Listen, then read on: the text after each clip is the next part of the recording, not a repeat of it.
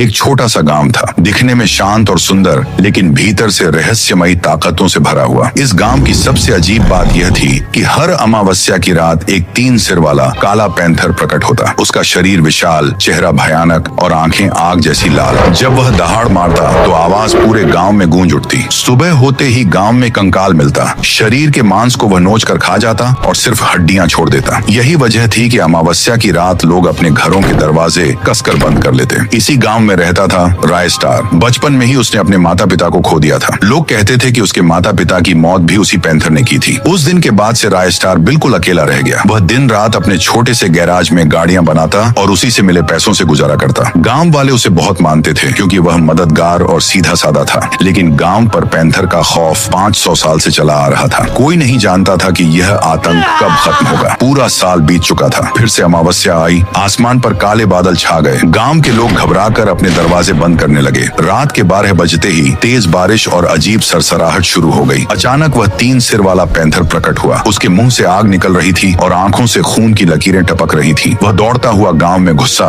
और एक एक कर घरों के दरवाजे तोड़ने लगा। जैसे ही किसी पर हाथ रखता वह व्यक्ति वहीं मर जाता। उसके मुंह से निकली आग लाश को जला देती और बस कंकाल बचता। पूरी रात गांव उसकी दहाड़ और लोगों की चीखों से गूंजता रहा। इसी रात राय स्टार देर से गांव लौट रहा था। रास्ते में उसने अचानक उस पैंथर को देखा। पैंथर धीरे धीरे उसकी ओर बढ़ रहा था। राय स्टार कांप उठा और रोते हुए बोला, प्लीज मुझे छोड़ दो, मैंने तुम्हारा क्या बिगाड़ा है। लेकिन पैंथर ने उसकी एक न सुनी। उसने दहाड़ मारी और राय स्टार को जलाकर राख कर दिया। अगली सुबह गांव में फैला कंकालों का ढेर देखकर लोग दहशत में आ गए। उनमें से एक कंकाल राय स्टार का भी था। लोग कहने लगे, अब इस गांव पर पैंथर का ही राज रहेगा। इसी बीच गांव में एक साधु बाबा पहुंचे। उन्होंने मंत्र पढ़ना शुरू किया। अचानक हवा कांप उठी और जमीन हिलने लगी। तभी गांव में पड़े कंकाल एक एक कर शरीर धारण करने लगे। मरे हुए लोग दोबारा जीवित हो गए। राय स्टार भी आंखें खोलकर उठ खड़ा हुआ। साधु ने कहा, बेटा, यह पैंथर असल में शेरू सिंह था। सालों पहले जब मैं तपस्या कर रहा था वह मेरे पास आकर मजाक उड़ाने लगा। उसकी आवाज ने मेरी साधना तोड़ दी। गुस्से में आकर मैंने उसे श्राप दिया। तभी वह यह 3 सिर वाला पैंथर बन गया। अब वह अमर है और हर अमावस्या की रात खून का प्यासा होकर लौटता है। साधु ने अपनी शक्तियों से पैंथर को बुलाया और लोहे की जंजीरों से बांध दिया। गांव के लोग खुशी से झूम उठे, लेकिन यह खुशी ज्यादा देर नहीं टिक सकी। पैंथर ने जोरदार दहाड़ मारी। उसकी तीनों गर्दनें एक साथ हिली और जंजीरें छटकने लगी। साधु ने मंत्र पढ़ना तेज किया, लेकिन पैंथर की ताकत कहीं ज्यादा थी। उसने पल भर में जंजीरें तोड़ दिया। अब वह और भी ज्यादा डरावना लग रहा था। उसकी आंखों से लाल आग की लपटें निकल रही थीं और दहाड़ से पूरा गांव कांप उठा। साधु हांफते हुए बोले, अब इसको हराना आसान नहीं, इसके लिए बलिदान देना होगा। राय स्टार ने कहा, अगर गांव बचाने के लिए मेरी जान चाहिए तो मैं तैयार हूँ। पैंथर उसकी ओर बढ़ रहा था।